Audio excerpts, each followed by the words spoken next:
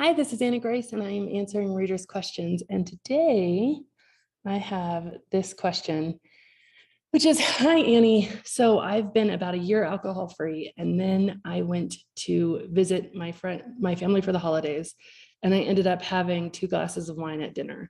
I can't stop beating myself up over this. I feel like I've ruined everything that I had worked so hard for, and I feel like I relapsed. What do you think? Did I relapse? Wow, what a great question. So I don't really believe in relapse. I mean, I guess it's a thing that you could define what happened to you as. People can use that language should they choose. I would not use that language, and here's why. I actually like to look at this journey, not in terms of relapse, but in terms of data points, right? And the journey for me is not black and white. It's not about never drinking again. It is about how you feel.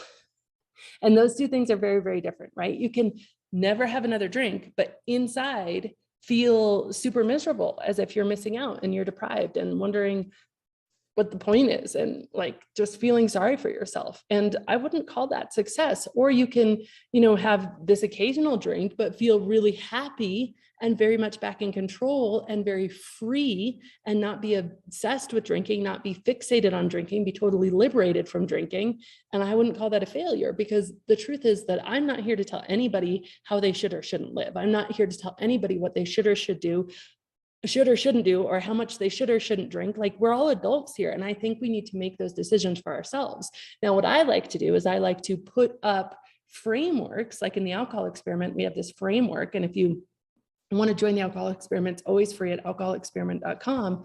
But at the end of it, I teach this framework, which is basically liberation or fixation. And so you go through these questions and you decide, am I truly liberated from drinking, where I'm not really obsessed with it, but yeah, I could take it or leave it? Or am I still fixated on it, where actually it's creating a lot of mental noise and a lot of negative repercussions in my life? And so I don't actually measure behavior as the test for success.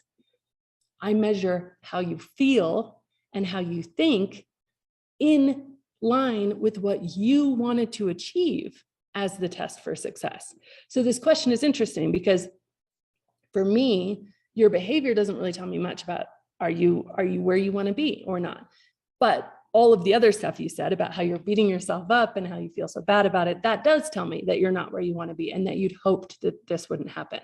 Now, I know for sure that we can all define what works for us in our own words and our own language. And for you, it probably is that you did not want to drink again, and you feel like you were upset with yourself because you drank. Now, I want you to separate, is the upset because you felt you shouldn't have, or is the upset because you really felt like you let yourself down? And those are two very important things, because there's so much like other people's input about what we should or shouldn't do. And I actually think we should discard a lot of that. And then we should focus on what we really want to do or not want to do. And if the upset is because you really feel like you let yourself down, because you could make a different meaning here, and you could be like, wow, I only drank 2 glasses and I didn't even want to anymore. Like, that's a win. Wow, this is amazing. Like, I'm so proud of myself. That would have been like a, total pass out night moment where I would have woken up with a hangover, and now I only drank 2 glasses and I don't even want to do it anymore. And by the way, it wasn't even fun. And so I'm stoked, like, good for me. Or you could make it like, oh no, I've obliterated all my progress. No, those two meanings are up to you. And I would argue that the more empowering meaning, with less guilt and less blame and less shame, counterintuitively, will actually help you get where you want to get to go sooner. There's a lot of good science to say this, because guilt and shame are painful emotions. And what do we do when we want to escape painful emotions? We drink. And so when you're feeling those painful emotions and then you're drinking to try to overcome those painful emotions, all of a sudden the cycle starts back up. I think the guiltier you feel about what you're calling a relapse, the more likely it is for you to have another one. Now, that's just my opinion, but it's my opinion based on seeing literally tens of thousands of people go through this process. I think the more that you can reframe that quote relapse into what I call a data point, and here's why I call it a data point.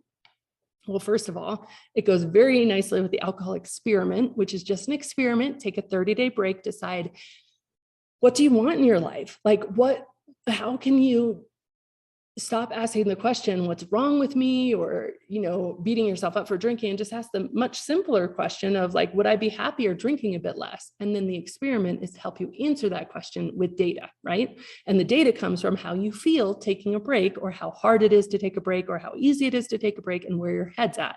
That's the data. And so a data point is just simply where you had a drink where you didn't intend to or didn't want to, and you're saying, okay, this is data. What can I learn from this? What was the situation during this holiday where I felt pressured to have a drink? Was it internal pressure? Was it external pressure? Was it because I felt like I should? Was it because I felt like I was going to offend somebody if I didn't? Was it because I really wanted it myself? How did that drink actually make me feel? Did it make me feel better? Was it this euphoric experience that I'd kind of been hoping it would be, or was it not euphoric at all? Did it actually just make me tired? How did I feel the next day? All of these questions can be answered and explored with curiosity without judgment when we look at it as if it's a data point rather than as if it's a relapse, or as if it says something about who you are. Now, the road to success is paved with data points. That's just how it works, because every single time we try to change our behavior, we either do it successfully or we don't. And both things have incredible gold in them in terms of learning what the next right step is. Both things inform us. I love telling the story about how a computer learns to play chess, which is basically it's programmed with the instructions, and then it just starts making moves. And some of those moves are wrong. Most of them are wrong. Actually, a huge number of them are wrong. And eventually it gets a right move. But every time it made a wrong move, it learned. And actually, how are we even defining that as wrong? It just made a move that did not get itself closer to the goal. There was nothing wrong about it. It was part of it, part of the process. So I would argue that this cycle, it's actually called an extinction process, where a behavior becomes extinct, but often that behavior has to become extinct through bursts of behavior, right? So ultimately, it will be done. But in that period and in that time, there are moments where it surfaces again and we say, okay, let's try it again in this context, or let's try it again in that context. And over time, those pieces of information, those data points, can become incredibly informative and allow you to move to where you want to be, but only if you allow them to be. If you dismiss them as just wrong, and you create all this meaning and all this guilt and all this shame, not only do you rob yourself of the opportunity to learn from it, but you actually increase the likelihood it's going to happen again. Number one, because you didn't learn from it, but number two, because you're suppressing that guilt and shame instead of making peace with it and allowing yourself to like have a little bit of self-compassion, that this is the way of the journey. The journey is not black and white. It's not all or nothing. It's not forever. We wouldn't even know we were successful until we were dead if we said it was never going to drink again. The journey is daily. The journey is ongoing, and that's totally okay. It's just, how do we react when we stumble? Are we staying down? Are we ignoring the fact we stumbled and then making it more likely that we're going to do it again because we didn't actually dig into it and find out that, oh, we tripped over this rock. Let's take this rock off the path for next time. That's a win. That's a win. Learning something is a win. And I think the fastest way to learn something is to stop the shame and blame and stop the self-loathing and realize that these data points are actually just part of the process.